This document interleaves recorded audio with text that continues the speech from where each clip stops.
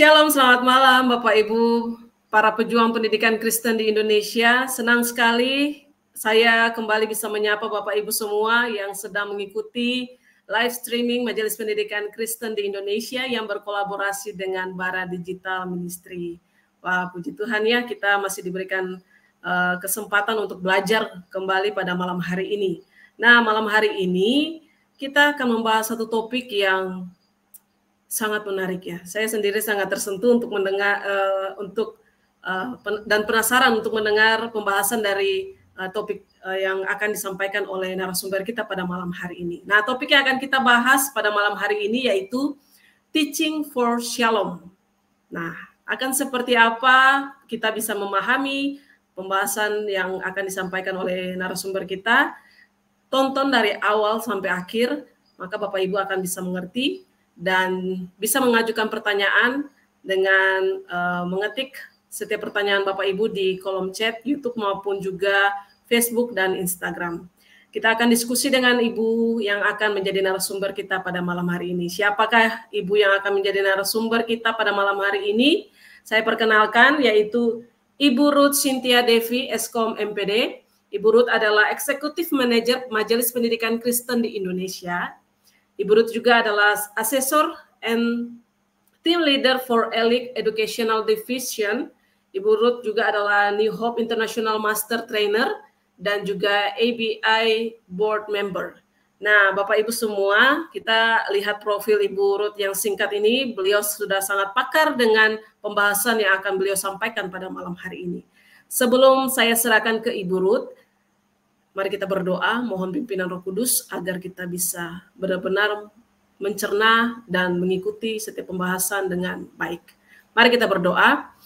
Bapa dalam kerajaan sorga, kembali kami naikkan pujian, hormat, dan syukur kami kepadamu ya Tuhan, karena Engkau memberikan kami waktu lagi untuk bisa menikmati berkat Tuhan melalui pembelajaran yang akan disampaikan melalui live streaming MPK dengan Bara Digital Ministry.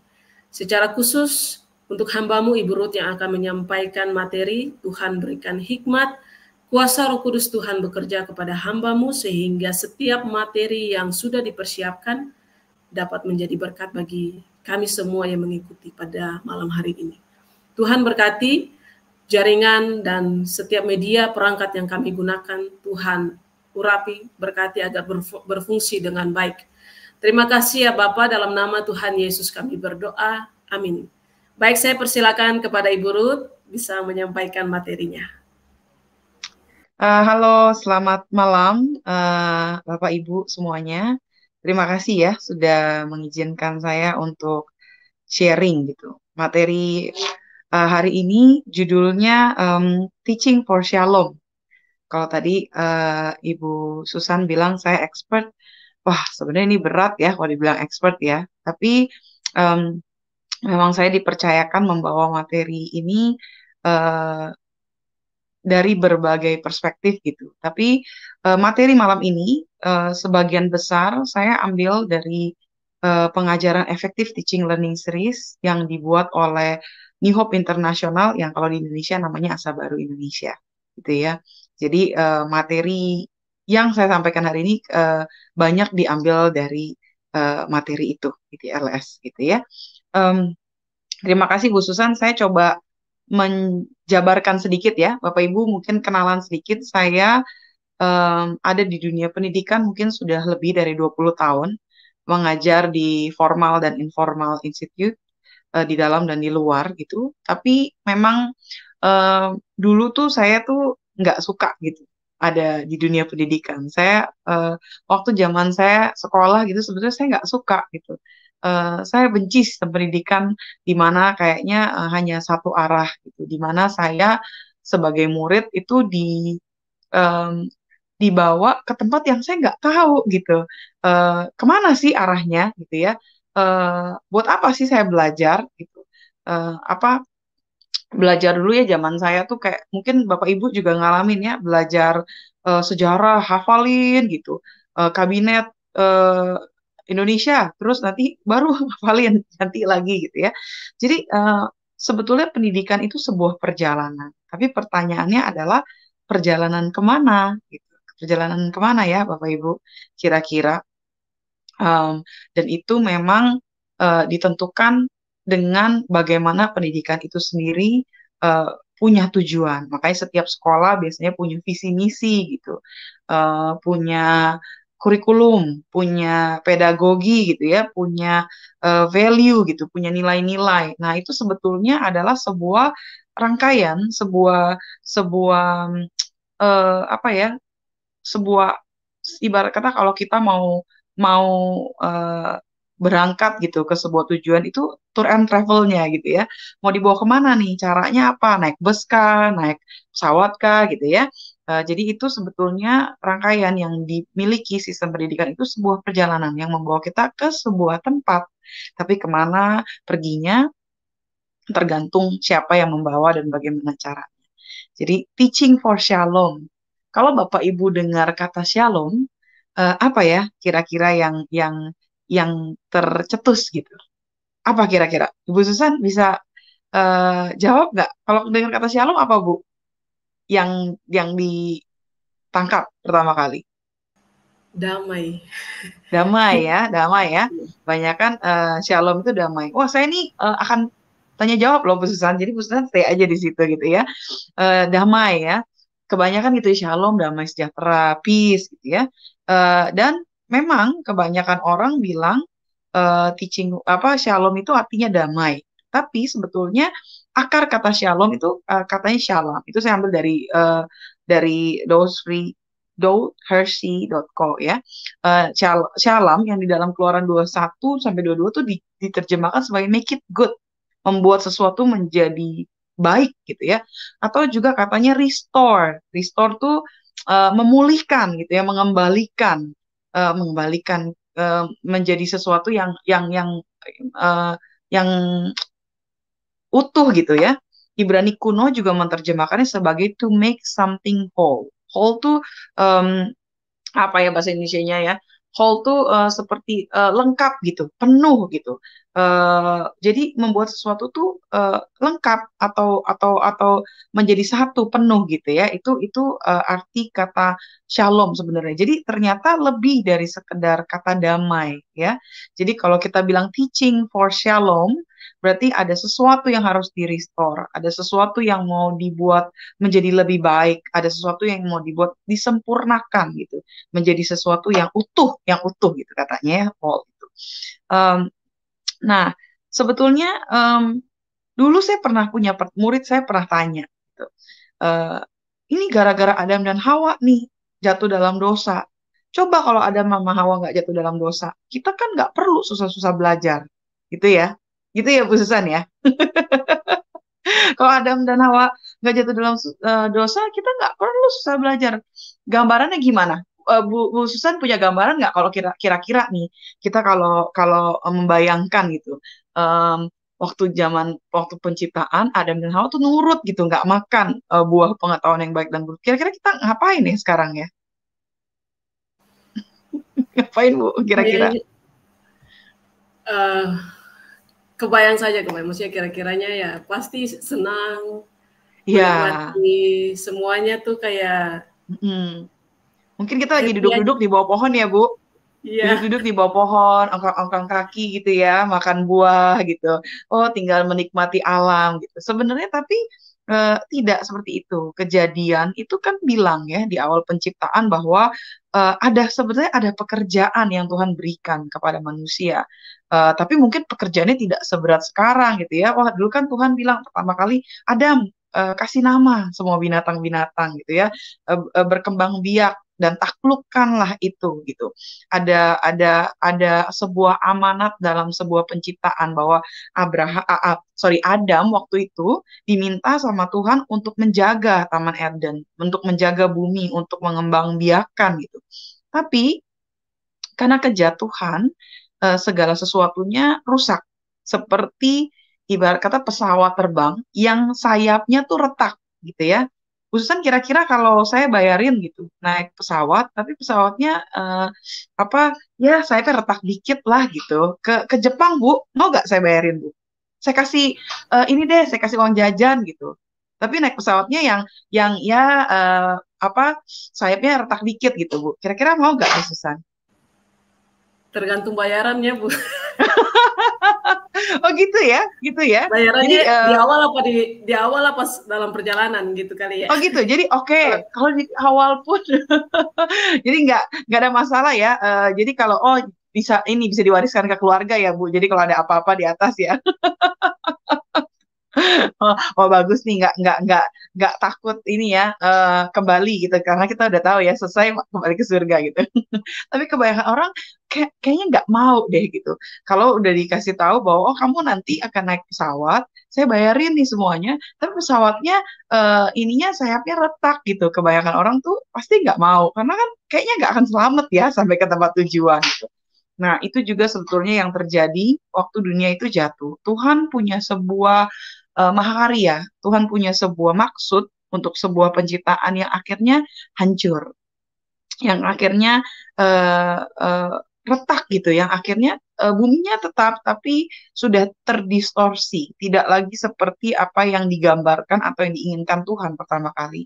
Oleh karena itulah Kristus datang uh, melakukan sebuah penebusan atau redemptions yang tujuannya adalah sebuah restoration, sebuah pemulihan yang tadi ya, make it whole, make it good gitu, restore kita bilang gitu ya, restoration, mengembalikan kepada sebuah sesuatu yang pada awalnya Tuhan pikirkan seperti itu. Dan sebetulnya pendidikan punya sebuah peranan yang sangat penting dalam perjalanan ini. Ya, kalau kita bilang pendidikan sekuler dengan Alkitabiah, bedanya apa sih? Apa sih bedanya? Pendidikan tuh sebetulnya sebuah gambaran yang menjadi sebuah komunitas yang bisa membantu siswa belajar tentang informasi dan keterampilan untuk mencapai kehidupan yang lebih baik secara individual. Kebanyakan seperti itu ya, pendidikan sekuler ya. Dan rasanya nggak buruk-buruk amat gitu. Mereka mau mencapai kehidupan yang lebih baik. Tapi sebetulnya pendidikan Alkitabiah tujuannya bukan itu. Bukan hanya mencapai sebuah kehidupan yang lebih baik secara individual, tapi adalah sebuah holistic education yang mempersiapkan murid-murid untuk menjadi anggota masyarakat yang efektif, produktif, serta memiliki kehidupan yang memuliakan Tuhan dengan maksud restoration tadi, gitu ya. Shalom tadi itu menciptakan sebuah kehidupan yang memuliakan Tuhan. Jadi memang harus efektif, mereka produktif, tapi juga memiliki kehidupan yang memuliakan Tuhan. Tapi seringkali banyak ya kita melihat um, sekolah-sekolah Kristen yang tujuannya rasanya eh, nggak tahu nih yang mana gitu ya. Jadi mungkin ini juga boleh jadi refleksi buat kita sebagai pendidik Kristen, sebagai sekolah Kristen, sebagai apa guru Kristen, eh, tujuan kita yang mana gitu ya. Itu mungkin sebuah refleksi aja. Em, ini yang teman-teman bisa lihat bahwa apa eh, secular education tuh pusatnya pada guru. Terus recently gitu baru-baru ini ya, beberapa tahun belakangan ini pendidikan di Indonesia berubah ya orientasinya kepada siswa yang wah kayaknya jauh lebih baik gitu. Tapi ternyata pendidikan Alkitabiah bukan hanya sekedar berorientasi kepada siswa, tapi pendidikan Alkitabiah berfokus kepada takut akan Tuhan yang berpusat pada Kristus, dipimpin oleh Roh dan berbasis atau berlandaskan Alkitab. Itu bukan terjadi hanya di sebuah institusi, tapi di sebuah komunitas belajar. Um, Baru saja gitu ya, saya dari sebuah konferensi di mana saya mendengar cerita tentang underground church di China, di mana sekelompok sekolah yang terpaksa harus pindah-pindah gitu tempatnya karena tidak diizinkan sama polisi untuk berkumpul dan belajar tentang firman. Jadi ternyata bukan hanya sebuah institusi ya, bukan hanya gedung, tapi sebuah pendidikan Kristen bisa terjadi di mana saja selama itu menjadi sebuah komunitas belajar. Memang untuk memahami ini tidak mudah, Bapak Ibu, tapi inilah sebuah pendidikan Alkitabiah yang sebetulnya harusnya terjadi.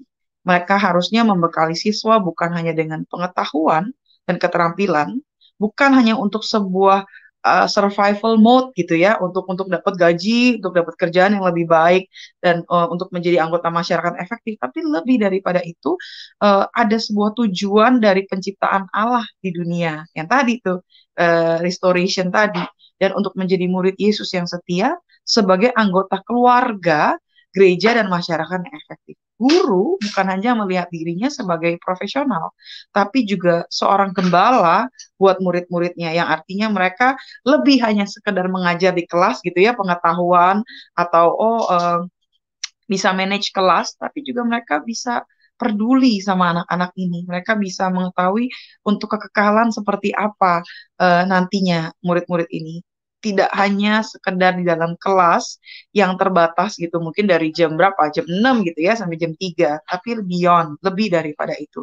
Seorang gembala. Makanya sebetulnya seorang guru itu adalah hamba Tuhan atau pendeta ya, yang mungkin kalau di gereja hanya seminggu sekali gitu. Tapi guru ini punya sebuah privilege bahwa mereka berkhotbah atau menjadi gembala buat murid-muridnya ini, yang jemaatnya ini itu setiap hari loh gitu ya. Setiap hari 5 jam bahkan lebih dalam dalam sebuah sekolah gitu. Seminggu 5 kali gitu ya.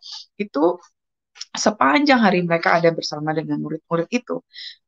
Bukan hanya sekedar bagaimana kita mendidik, tapi mengapa kita mendidik. Why we teach our student gitu ya. Bukan hanya cara-caranya. Walaupun itu tidak, saya tidak bilang itu tidak penting ya, bahwa guru yang baik bukan hanya mencintai muridnya, tapi juga harus mencintai subjek yang dia ajar. Dia harus punya pengetahuan dan knowledge gitu. Bukan hanya sebuah institusi, tapi sebuah komunitas. Artinya, kalau gedungnya boleh dirubuhin gitu ya, mungkin yayasannya boleh diganti, tapi pendidikan itu sebetulnya pendidikan Kristen atau pendidikan yang berbasiskan Alkitab yang menuju Shalom itu bisa terjadi di mana saja. Yang memang mulainya dari keluarga, tapi sebuah sekolah atau pendidikan Kristen punya sebuah keuntungan atau ya privilege tadi ya, untuk membawa anak-anak ini mengenal Tuhan lebih dalam. Dan pengajar dan atau pengelola sekolah, kepala sekolah gitu ya, atau bahkan staf, mereka adalah orang-orang yang lahir baru dalam Roh Kudus, bukan hanya sekedar mengajar. Dan tujuannya adalah memuliakan Tuhan, bukan hanya guru, murid ataupun orang tua. Banyak ya sekolah-sekolah sekarang tuh yang katanya disetir oleh orang tua gitu, tapi memang tujuannya adalah untuk kemuliaan Tuhan. Ya, tujuan pendidikan Kristen itu mengajarkan siswa tentang perintah-perintah Tuhan. Em, apa katanya Alkitab itu bisa disummarize gitu, bisa dirangkum dalam ayat ini gitu ya. Kasihlah Tuhan eh, Allahmu dengan segenap hatimu, dengan segenap jiwamu, dengan segenap kekuatanmu. Apa yang kuperintahkan kepadamu pada hari ini haruslah engkau perhatikan.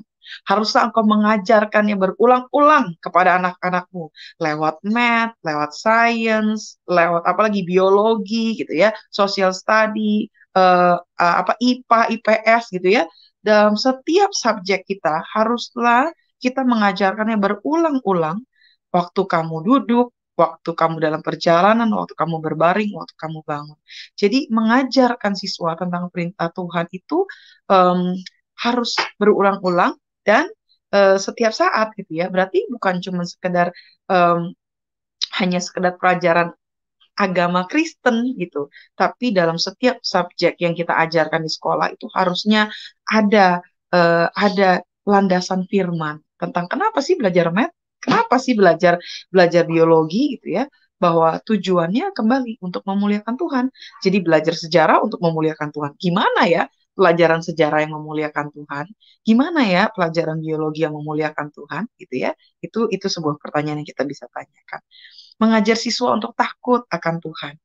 Mereka yang takut akan Tuhan punya rasa hormat dan penghargaan yang mendalam terhadap kebesaran, kekudusan, dan kekuatannya.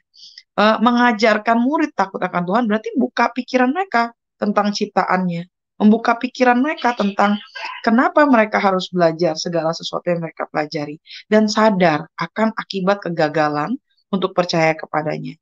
Jadi kalau kita uh, um, profesi apapun yang kita tekuni gitu ya. Guru itu kan menghasilkan semua profesi yang ada di dunia harusnya. Kalau memang mereka tahu apa yang mereka sedang kerjakan, apa yang sedang mereka lakukan, pikiran mereka dibuka. Sebetulnya mereka jadi dokter untuk apa sih gitu ya? Sebenarnya mereka jadi businessman untuk apa sih? Mereka jadi politikus sebenarnya untuk apa sih gitu ya?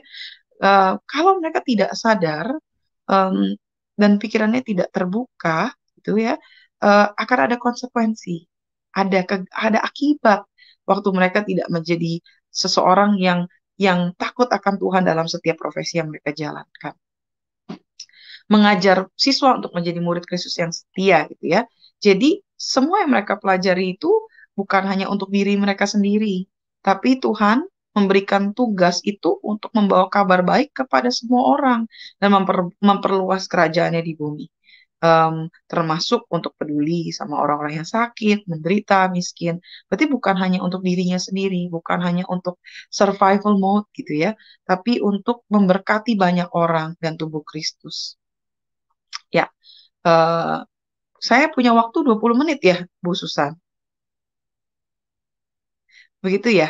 Jadi saya rasanya sudah kehabisan waktu ya. Ya, saya nggak terlalu panjang lagi. Jadi memang em, mengajar untuk shalom gitu ya, memang membawa kita eh, mengajar siswa untuk menggunakan talenta dan apa yang dia miliki itu dalam sebuah eh, keutuhan, bukan hanya untuk dirinya sendiri, tapi juga eh, membawa siswa dalam pengasuhan Tuhan, bahwa orang tua punya tugas, punya tanggung jawab, dan di sekolah orang tuanya ya kita gitu ya, para guru, para pendidik, bahwa mereka nggak boleh menggunakan talenta mereka tuh dengan senang-senang. Dan kita juga sebagai guru tidak boleh menggunakan kekuasaan kita sebagai orang tua tuh sewenang-wenang. Tapi untuk memastikan mereka dibesarkan dengan disiplin dan juga mengenal kehendak Tuhan. Jadi bukan berarti, oh dengan kasih berarti kita membiarkan mereka melakukan apapun ya. Harus ada kedisiplinan. Tapi kedisiplinan itu dengan kesadaran penuh bahwa mereka harus didisiplinkan. Mereka harus diajar dengan baik bahwa ada takut dan akan ada takut dan gentar akan Tuhan dan pengenalan gitu ya akan Tuhan. Ini sebuah refleksi aja. Apakah Anda mengajar secara efektif ya? Yang tadi kita bilang tujuan pendidikan tuh seperti itu. Apakah kita sudah melakukan itu gitu ya? Apakah sekolah kita tuh sebuah komunitas belajar yang efektif? Lalu kalau belum, langkah apa yang dapat kita lakukan untuk menjadikannya sebuah komunitas belajar Kristen? Saya sebenarnya bahan yang saya siapin kayaknya panjang ya Bu Susan, tapi waktu saya sudah habis ya rasanya ya. Ya, saya sampai di sini aja. Sampai di sini aja. Sedikit tentang mengajar untuk Shalom gitu ya, teaching for Shalom. Terjadi di sebuah komunitas Shalom, semua anggotanya bekerja sama untuk membangun, tapi tujuannya adalah untuk kemuliaan Tuhan, untuk sebuah restorasi, begitu. Baik, Ibu Ruth, terima kasih untuk pemaparan materinya yang sangat memberkati kita pada malam hari ini. Karena kita cukup terbatas dengan waktu, seperti yang tadi Ibu Ruth bilang, kalau sebenarnya ada materi Ibu Ruth yang masih panjang untuk dijelasin, tapi karena cukup panjang,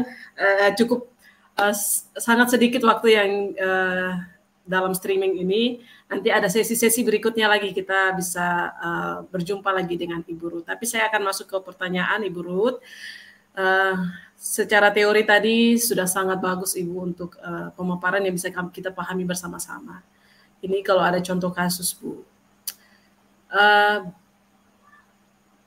Apakah bisa mencapai shalom dalam sistem pendidikan yang terkadang penuh dengan tekanan, kekerasan atau diskriminasi di dalam lingkungan sekolah, bahkan bisa juga di dalam kelas sendiri terjadi hal-hal yang bisa saja tidak ada shalom. Bagaimana bisa mencapai shalom, Bu? Bagaimana Ibu bisa jelaskannya? Seperti tadi ya, yang waktu kita lihat yang pertama kali gambar sebuah jalan, gitu ya. Mau dibawa kemana gitu, sebagai seorang guru atau sebagai seorang sekolah, tentunya kita kan tidak membiarkan murid kita jalan sendiri ya, ada tuntunan, ada guidance. Dan kita tidak bisa pungkiri memang itu yang terjadi di dunia. Gitu. Dunia ini kan penuh dengan tekanan, kekerasan. Yang bisa membuat itu berbeda adalah sebenarnya pendidik itu sendiri, guru itu sendiri, dan institusi sekolah itu sendiri. Apakah mereka punya komitmen yang kuat untuk menciptakan itu tadi, make it good, restore gitu ya, untuk make something whole. Apakah mereka punya komitmen itu? Apakah bisa? Bisa, karena saya sudah melihat banyak sekolah yang punya komitmen kuat dan membawa shalom itu ke tengah masyarakat. Tapi memang mudah nggak?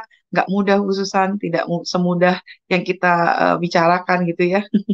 Memang harus ada, kita sendiri harus punya kesadaran penuh, latihan gitu ya, dan terus pasti kuncinya adalah mendekat sama yang punya shalom itu. Gitu. Kita harus punya kedekatan penuh dengan yang memberikan shalom itu, bukan dengan kekuatan kita pastinya gitu, tapi dengan kekuatan Tuhan.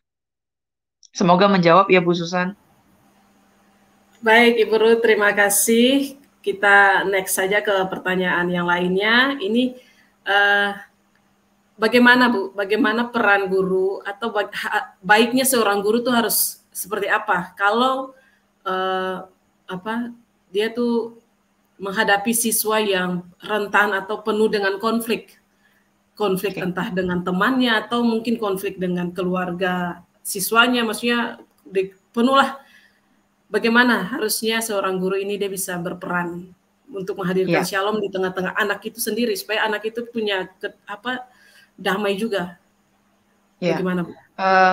Sekali lagi ya, tadi materi saya tuh panjang, cuman di materi saya itu ada sebuah gambaran seperti ini, bahwa dalam menciptakan sebuah shalom, kita sebagai guru itu harus dipimpin di dalam roh. Seringkali kita kan pakai kekuatan kita sendiri ya. Kita pakai cara kita pakai hikmat kita pakai pengalaman kita.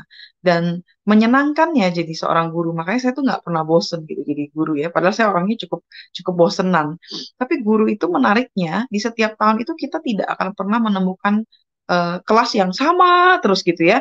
Yang bikin kelas itu jadi dinamis, kelas itu jadi berwarna, karena setiap tahun muridnya beda gitu dan punya latar belakang yang beda, konflik pun konflik yang berbeda gitu ya. Nah, kita nggak akan bisa mengandalkan kekuatan kita sendiri, kita tidak akan bisa mengandalkan hikmat kita sendiri, tapi kita harus berpegang penuh dan bergantung penuh dengan Roh Kudus. Makanya itu sekali lagi ada istilah gini, orang buta nggak bisa menuntun orang buta gitu ya. Di Firman bilang, kalau yang buta nuntun buta, jatuh dua-duanya ke selokan gitu. Nah, seorang guru Kristen sebagai agen shalom gitu ya, dia terlebih dahulu harus mengenal apa itu shalom. Dia sendiri harus menerima shalom itu dalam hidupnya, dan yang pasti juga mendekat kepada yang punya shalom itu. Artinya dia harus lahir baru yang tadi kita sebutkan sedikit ya. Dia harus mendalam secara firman. Nggak bisa dia orang buta nuntun orang buta gitu ya. Mungkin itu jawaban saya. Karena latar belakang keluarga itu banyak macam-macam. Yang rentan, penuh konflik, atau kadang-kadang murid yang terlalu di-spoil gitu ya. Di setiap kelas, dalam pengalaman saya mengajar tuh, ya mungkin kalau sudah lama kita sudah ketemu pola gitu. Ada beberapa yang kita bisa, oh ini mirip nih kasusnya. Tapi kebanyakan, apalagi kalau kita pindah ke daerah-daerah gitu ya, wah kasusnya lebih lebih macam-macam lagi. Tapi yang saya bisa sampaikan adalah bergantung sama Tuhan sepenuhnya, bukan dengan hikmat kita. Dia yang punya anak-anak ini, dia yang punya orang-orang yang ada di keluarga ini, dia yang punya murid-murid kita, dan semua murid-murid kita berharga di hadapan Tuhan. Jadi mintalah sama yang ngedesain mereka, gitu, apa yang harus kita buat dalam hidup mereka, karena kita sebagai guru sangat terbatas. Baik Ibu Ruth, terima kasih. Saya punya satu pertanyaan terakhir Ibu, ini terakhir banget. Ibu Magda, Ketua Bidang Digitalisasi Pembelajaran, pernah menyampaikan satu quotes begini, seorang guru kalau tidak punya panggilan, mending tidak usah jadi guru. Seperti itu ya. Jadi yang mau saya tanyakan, tadi kan konflik antara siswa, maksudnya konflik siswa sendiri. Nah, kalau konflik dari gurunya sendiri, Bu, apa sih tips yang paling mungkin Ibu punya tips untuk seorang gurunya sendiri supaya dia punya teladan yang baik dalam sistem pendidikan dia, sistem pembelajarannya dia di dalam kelas. Tipsnya apa, Bu, supaya teladannya dia tuh benar-benar dirasakan di dalam kelas. Sedangkan kalau dilihat dari kehidupan dia di luar, di dalam keluarga, dia tuh sebenarnya teladannya tuh mungkin kelihatan di depan orang, di mata orang tuh tidak bagus ya, seperti itu ya. Dan kenyataannya memang ada seperti itu juga.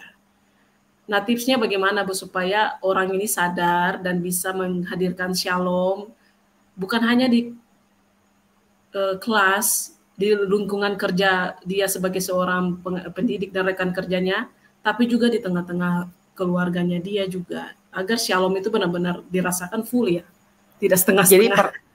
saya ulang ya, Bu Susan, pertanyaannya adalah bagaimana seorang guru bisa tips seorang guru bisa menciptakan shalom Shalom. di tengah-tengah keluarga dan lingkungan sekolahnya gitu ya, Bu? Ya, Oke, karena kalau tadi Ibu Magda bilang, oh kalau seorang guru nggak punya panggilan, mendingan jadi nggak usah jadi guru. Oh, saya sangat setuju gitu ya.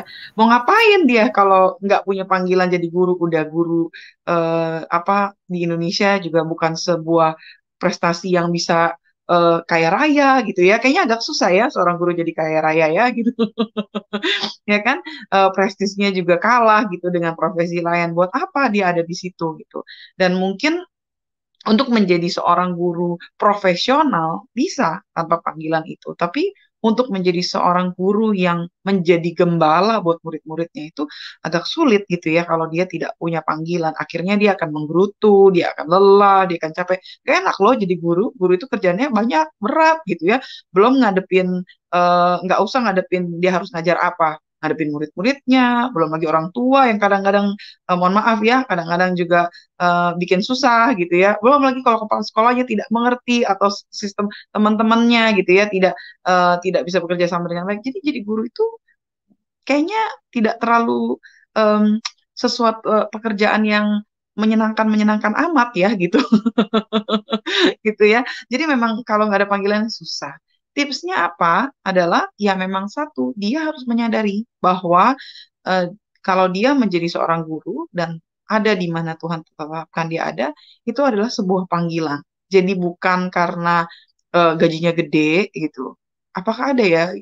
Mungkin ada kali ya di sekolah-sekolah yang besar gitu ya, bukan karena memang prestasi atau prestige gitu atau um, apa ya gitu. Tapi memang dia harus menyadari bahwa itu sebuah panggilan. Dan lebih daripada itu memang dia harus punya kedekatan dengan Tuhan, harus bergantung dengan sumber air yang benar gitu. Seperti pokok anggur ya, gitu yang menempel gitu pada sumbernya. Kalau enggak dia tidak akan bisa berbuah, tidak menghasilkan buah gitu di luar pokok anggur yang benar itu. Itu tipsnya mungkin. Jadi kita tidak mungkin bisa menjadi seseorang yang membawa shalom kalau kita sendiri tidak menikmati shalom itu atau merasakan. Tapi jangan salah ya, eh, dalam sebuah komunitas shalom, dalam sebuah tempat belajar shalom tuh bukan berarti nggak ada konflik gitu, bukan berarti semuanya fine-fine aja. Kita harus ingat bahwa kita ini semua manusia berdosa, kita ini semua punya kelemahan, punya kekurangan, makanya kita harus punya kata maklum, kita harus bisa menyatakan kebenaran di dalam kasih gitu. Kalau ada yang salah ya harus ditegur. Kalau saya tahu saya salah, saya harus belajar minta maaf gitu. Harus ada pengampunan, harus ada kasih di tengah-tengahnya. Tapi bukan berarti nggak ada konflik gitu. Mungkin itu ya khususan yang bisa saya jawab. baik Ibu Ruth, terima kasih untuk jawaban-jawaban yang sudah Ibu Ruth sampaikan. Semoga menjawab untuk setiap Bapak Ibu yang sudah menanyakan. Karena kita sudah sedikit lewat dari waktu yang ditentukan, mohon maaf Bapak Ibu. Tapi kami harap materi yang disampaikan malam hari ini dapat menjadi berkat buat Bapak Ibu yang mengikuti. Dan jangan lupa untuk di-share kepada rekan-rekan Bapak Ibu yang lainnya supaya banyak orang juga semakin belajar dan diberkati melalui penyampaian materi pada malam hari ini. Sekali lagi terima kasih Ibu Ruth. Jika ada Terima closing kasih. statement dari Ibu, saya persilakan dan juga bisa langsung ditutup dengan doa. Ya, closing statement ya. Ya, mengajar untuk shalom itu tidak mudah, tapi bisa dikerjakan. Kuncinya adalah melekat kepada pokok anggur atau yang punya shalom itu. Dan ingat, sebuah tujuan pendidikan adalah untuk kemuliaan Tuhan, bukan untuk kita atau hanya untuk murid-murid kita, gitu ya, tapi untuk kemuliaan Tuhan. Jadi dalam setiap apa yang kita ajarkan, itu yang mungkin harus diingat baik-baik. Oke, mari saya tutup dalam doa. Tuhan Yesus yang baik, kami mengucap syukur bahwa Tuhan sudah mengundang kami, memanggil kami sebagai guru-guru Kristen. Dan terima kasih Engkau mengizinkan kami menjawab panggilan itu. Tuhan tolong kami, karena dalam profesi kami sebagai seorang guru, banyak hal yang kami hadapi dan tidak mudah. Tapi Tuhan, kami mau bergantung penuh kepada Engkau. Tuntun kami, tolong kami, supaya kami boleh menciptakan shalom itu di tengah-tengah sekolah kami, lingkungan belajar kami, daerah kami, bahkan untuk bangsa dan negara ini Tuhan. Dan supaya murid-murid kami boleh menjadi agen-agen perubahan yang akan menciptakan shalom itu dan pemulihan itu di tengah-tengah dunia. Makasih Tuhan, dalam nama Tuhan Yesus kami berdoa dan mengucap syukur. Amin. Amin. Terima kasih sekali lagi Ibu Ruth. Tuhan memberkati Ibu dengan Terima kasih, thank you. tanggung jawab dan pekerjaan yang Tuhan percayakan. Bapak Ibu semua, rekan-rekan para pejuang pendidikan Kristen, terima kasih yang sudah menyaksikan. Kita akan jumpa lagi di minggu depan dengan topik dan narasumber yang berbeda. Jangan lupa pantengin terus sosial media MPK untuk mengetahui info-info tentang MPK Indonesia. Saya Susana Tuperisa bersama dengan Ibu Ruth dan tim di balik layar mengucapkan selamat malam dan Tuhan memberkati kita semua.